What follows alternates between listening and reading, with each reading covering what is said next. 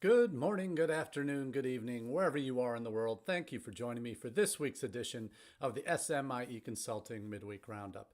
It's Wednesday, July 10th, 2024, and today we're going to be answering 3 questions we've been hearing from international educators over the past 7 days. And as we do each week, the questions that we ask and answer here on the Roundup are taken from themes we see developing in our newsletter that comes out on Monday mornings. That newsletter you can find in 3 different ways. Either subscribe to it and see an archive of all of our past editions on our website at smieconsulting.org/subscribe, where there will be a subscribe link where you can go in, fill in your information, and get that email version of the newsletter in your email inbox every Monday morning at 9 a.m. Eastern. Also dropping the links to this past Monday's email version, as well as a LinkedIn version to which you can subscribe as well, free of charge to any that choose to get their international ed news through our LinkedIn version of the newsletter.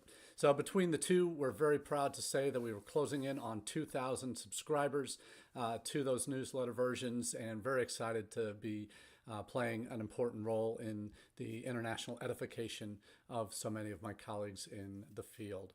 So that's where we get our information. We cover in the newsletter social media stories, that covers online blogs, that covers upcoming webinars, AI tools, various reports, digital media webinars that might be coming up that you want to keep on your radar and attend. We provide our hot takes on those different stories on Monday, and then go more in depth into the themes, the general themes that we see developing in those news stories on Wednesdays. So let's get right to our first question of the week, and that is, do international students stay in the United States? Now, a lot of countries have been having challenges recently as major destinations for international students, with net migration concerns in the UK, Canada, Australia, where there has been serious issues in terms of too many coming in, perhaps, that were clogging up national services for healthcare, for housing, for assistance, all of these things that are impacted with larger concentrations of new people coming into a country. Now, what we're focusing on here in the United States are longer term visions. We've had a couple of news stories recently with former President Trump announcing day one priorities to give green cards to all international college graduates.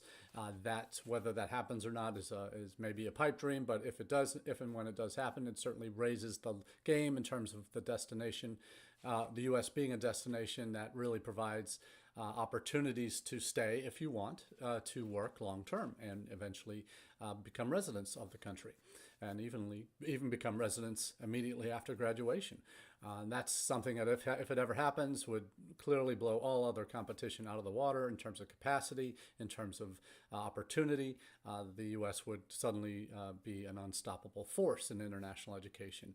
We're already the #1 destination, but this would certainly elevate our numbers drastically in the coming years. Why are we able to do that where other countries are having to cut back? Canada, UK, Australia, and even put caps on their international student numbers in many of those cases. It's because of the one issue that will always be in the United States' favor in terms of the capacity of our institutions to enroll these students and to provide services for these students and to provide housing for these students, where we're actually physically set up to do so. Whereas universities in the UK, Australia, Canada have struggled mightily with providing housing for all the students that they've been admitting, more and more students that they've been admitting, and not taking into consideration, frankly, the impact those more and more students have on housing and other services in local communities, and even in large metropolitan areas. What that happens when there's an increased supply of or demand for homes and apartments, and a limited supply, then the prices skyrocket and forcing international students into very unpopular living arrangements.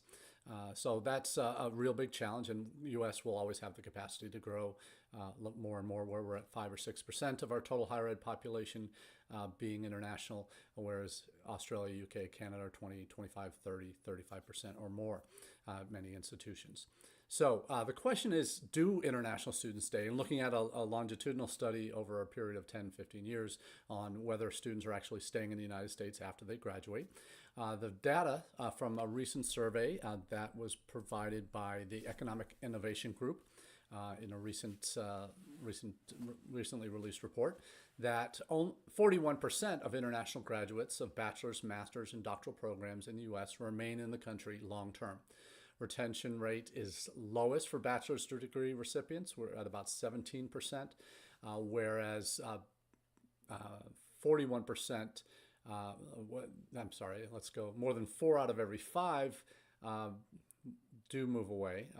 That half of, for bachelor's degree students. For master's degree students, half of master's degree students stay, and a quarter of PhD recipients leave, meaning 75% do stay. So that tells you at least percentage-wise where the numbers go. The more degrees, or the higher your degree level in the U.S., the more likely it is that you're going to stay. So the data shows that between 2012 and 2020, more than 1.1 million foreign students graduated from American universities had moved away. That's not the total that graduated, that's how many moved away by 2021. So that's where retention is highest, if it matters. West Coast is highest, and Northeast is lowest in terms of their the numbers that graduate that are willing to stay. So the numbers, 41%, might seem a little low. Actually, from some countries, that might be high, with quarter or 30% in Australia and the UK reported in recent years. So, and Canada might be a little bit more, but I've only seen 25, 30, maybe 35%. So I think the numbers are certainly in our favor in terms of the track record, even though the way to stay long term is a very long and winding road for international students. It's not a clear-cut path. And as we've talked many times here on the Roundup before, the fact that international students are when they come into the United States, are coming in a non-immigrant visa category. They actually, when they go for their visa interview, they can't say that their plan is to stay long-term and eventually become citizens or residents and then work in the United States long-term. They can't say that. That's their plan. They can say they want to take advantage of the work opportunities they have available to them in their student status. But if they go much further beyond that, then that will pose red flags for the consular officers, who have to basically document to their satisfaction that each student that they award a visa to is planning to come home, or has a reasonable plan when they're done with their studies that would indicate that return home, and that they are not planning to become immigrants to the United States. That's the purpose of that visa, is a non-immigrant visa. So that's what a consular officer has to do on the front end, even though on the back end, once they're done with their study, they're out in the work world through an OPT, 1 year or through up to 3 years for STEM OPT, opportunities to get noticed and hired by a company longer term through H-1B or L-1 status if they're transferred from their home country back to the United States. That's an option too. But those work visa categories are dual intent categories, where you can be potentially an immigrant if the company you stay up to 6 years on a work visa and then apply for your residency during that 6-year period. That's on your own. You don't the company doesn't apply for you for a green card status. But that's the current landscape in terms of how difficult it is. In other countries, it might be a little bit more clear cut. In Canada, for example, there's a clear cut path from study to work to residency status. In some provinces in the country, actually making the kind of decisions that, hey, yes, if you come and stay and commit to working in our province, you can have residency status. So all that's a lot of variables out there in the wider world, but certainly the U.S. is probably the most complicated for an international student who comes here to study, who potentially might want to stay. For those that do want to stay, the 41% who have, they've gone through very significant hoops in order to stay in the United States for longer term purposes to work. So that very interesting study from the Economic Innovation Group certainly lays out the way that the article is written and the study is related. It seems like, well, only 41% stay. So the numbers maybe can and should be a lot higher, and we'll talk more about that in our second question. But the data certainly is certainly backing up what I think is good news for U.S. colleges and universities, that even though it's a very difficult pathway to stay, the U.S. as a destination, not only for study, but for potential opportunities after study to work and potentially stay long term as eventually residents, is very strong. The higher the degree level, the greater the likelihood the student will want to stay. Now, what if policy changes happen, like former President Trump initiative, if he's reelected or elected again to a second term in the upcoming November election? If that does ever happen, most folks in the industry are doubtful, but if that ever does happen, that would be quite a significant boost and would probably change these numbers remarkably in the coming years. But do most students stay in the United States? I would say the majority don't currently, but there are opportunities to stay if they choose, and legally to stay. And if policy changes with the next administration, maybe even more reason for them to stay, and a much easier path for them to stay. So that's something that we certainly want to talk about in the days and weeks to come. Now, the next question, the logical next step is, how do we encourage more students to stay? And obviously not every country is eager to, students that come from those countries are having the first point in their minds that I'm going to stay in the United States when I'm done with my studies. We know some countries, India in particular, are hypersensitive to the opportunities and react very positively in terms of the opportunities to stay longer term in the United States. They are so hungry for opportunities to work that anyone who's been in international student services offices for any length of time knows the questions about CPT, Day 1, and OPT are ever present from students from India, that these are things that you need to prepare for. So I've always shared, certainly since we developed the 6Ps 3 or 4 years ago now, to explain to future students what the options are and what the benefits of coming to your institution need to be expanded, not just to glorifying your institution's positive trends and values and opportunities, but to talk more broadly about how the United States is an incredibly positive destination for students to come into. And we oftentimes miss that when we communicate to future students, is we just focus so much on why we're good and why we should be the destination for you as an institution, not as a nation.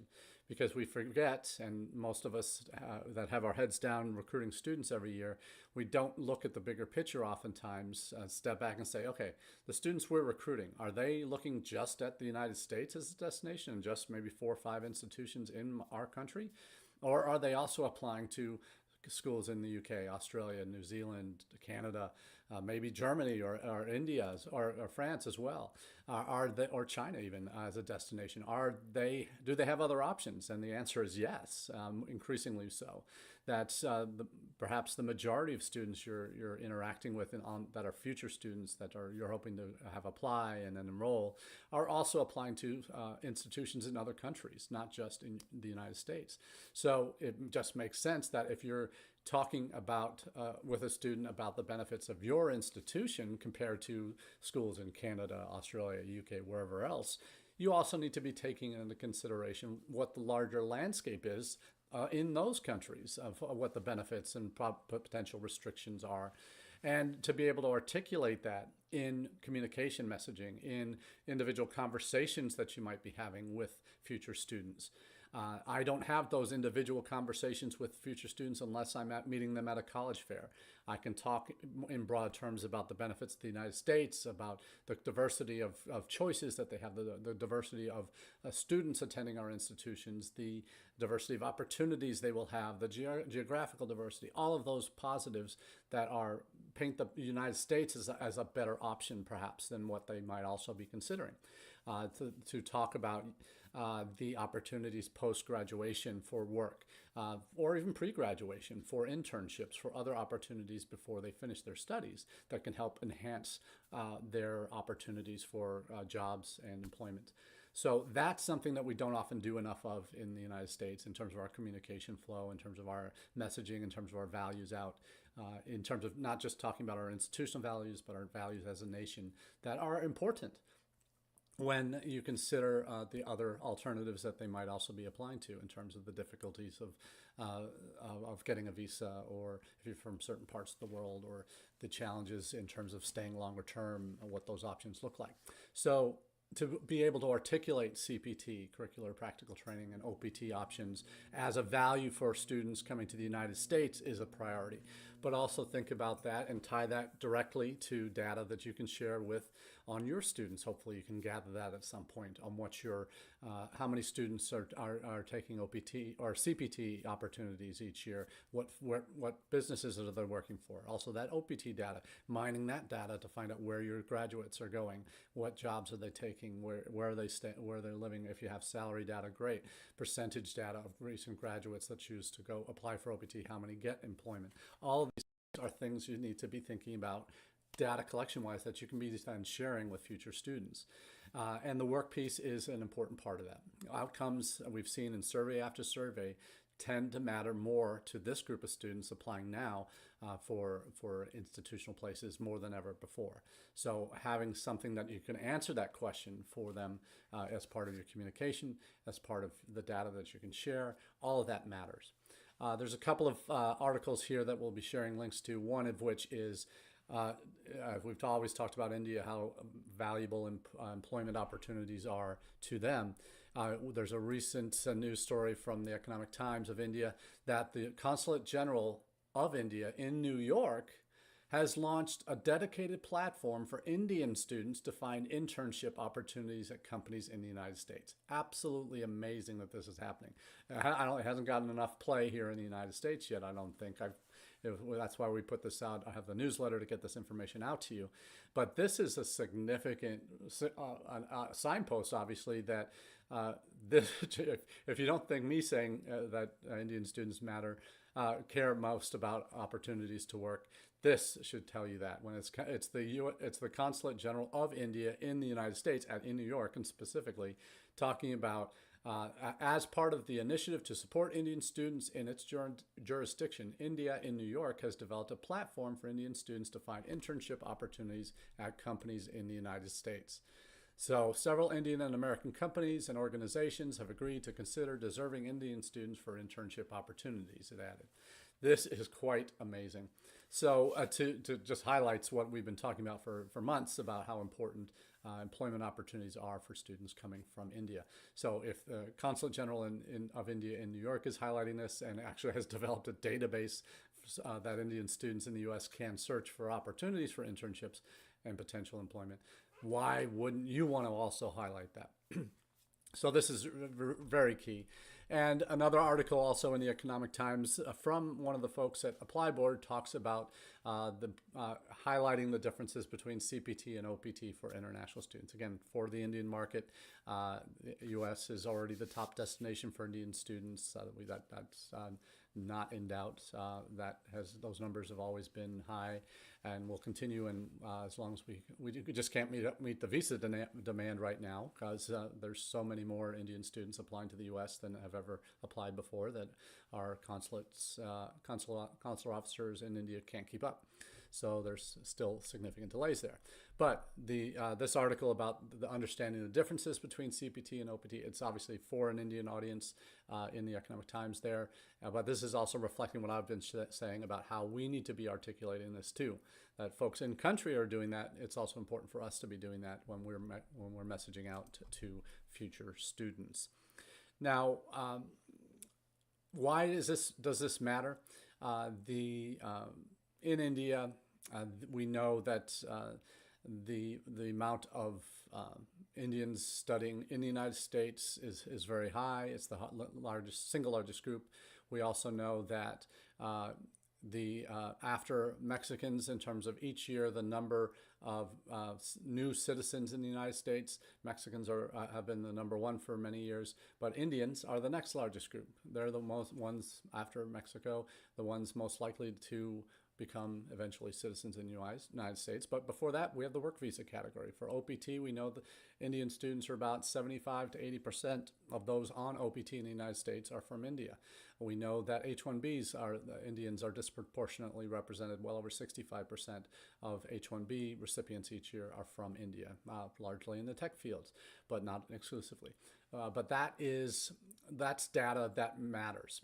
But in the United States, we know that there's a huge diaspora of Indians that have come to the U.S. for study, work, and are now living and eventually becoming citizens. So there is this huge diaspora out there. In fact, I think that the largest single group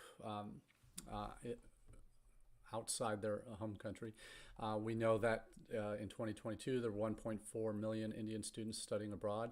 35% of those 1.4 were in the United States. They're doing this overseas study to advance their careers. The U.S. has 4.6 million Indian-born migrants in the United States, but there are many other countries that are also talking about that. And some have talked about this being about brain drain, that maybe we're getting too many folks that from India and other countries that settle here, and that's obviously the U.S. is a country founded on immigration, nation of immigrants, and the concept of brain drain is one that in international education we don't talk a lot about it, but we talk about it in terms of, well, we don't always want the best and the brightest to stay. Maybe they should go back to their home countries and help build up their own countries. And State Department certainly would be supportive of that, because mutual diplomacy and public diplomacy, what their mutual understanding, public diplomacy, that's their mission. And they do that to hopefully create foreign students here today, world leaders tomorrow, where over 100 world leaders have done some of their education in the United States. So that's their goal, is a macro foreign policy initiative to have these students come, study here, get a positive experience, then go home and then use what they've learned to hopefully have a good relationship with the United States as they become leaders in their own country. But there's also a conversation on brain circulation now, and specifically with India, because because of the large diaspora we have here, there's actually the world's largest recipient, according to the World Bank. India is the largest recipient of remittance from abroad. I learned about remittance for the first time in 2016 when I traveled to Nepal, where I found that remittance is the #1 source of income for the country in Nepal. And that remittance is those able-bodied adults that go abroad to work and then send money back home. That was the largest source of income for the country in terms of an industry. In India, it's not the largest, but over $125 billion US comes back to India each year, and about 35% of that's from the United States. And the remittances are sent back from relatives in the U.S., in other countries, sending money home for reducing poverty, improving nutrition, building household resilience. That many of these, the remittance helps. We have return migration after a stint abroad when they have worked for a while. Maybe the U.S. company that they've worked for is opening up operations or has operations in India, that they then are sent back to run different parts of the operation there because of their experiences. Those are the whole concept of brain circulation is very much an important piece of that national education policy as well. So there's a lot of possibilities. So we talk about the impact of work on how we can encourage more students to stay, and the opportunities to become part of this larger community is obviously an important piece of that puzzle. So let's get into the final question of the day. And for that, we're going to turn to our friends across the pond who just had an election on July 4th. How dare they have an election on Independence Day? But in a lot of ways, that election result, which was a sweeping victory for the Labor Party for the first time returning to power, returning to the prime ministership, returning to running the country for the government, first time in over 14 years that Labor has been in power. That has meant that they, on election day, they have kind of a renewed hope for change in the United Kingdom. And our colleagues in the international ed sector in the UK certainly were were optimistic about what was Labour's positions vis-a-vis net migration and certainly higher education. They seem to be fairly much more positive towards a Labour victory, what that would mean for them, as opposed to Conservatives staying in power. So with the election result that was resulted in over 450 seats to Labour in the Parliament, you now have a changing of the guard in terms of not at Buckingham Palace, but in terms of who occupies number 10 Downing Street in the Prime Ministership. And Keir Starmer is now the new Prime Minister there. What is on the horizon for our colleagues across the pond? Many have talked about, well, it can't get any worse than it was under the Tories. And there's a couple articles I'll share the links to that do get into this a bit, talk about, well, what the expectations are post-election. There's one article from my colleague Louise Nicol has asked, all change? Have UK universities actually dodged a bullet? And she goes into some of the, obviously, challenges that other countries have faced, Australia, Canada, with the caps that they have placed on net migration and how that will impact international student enrollments.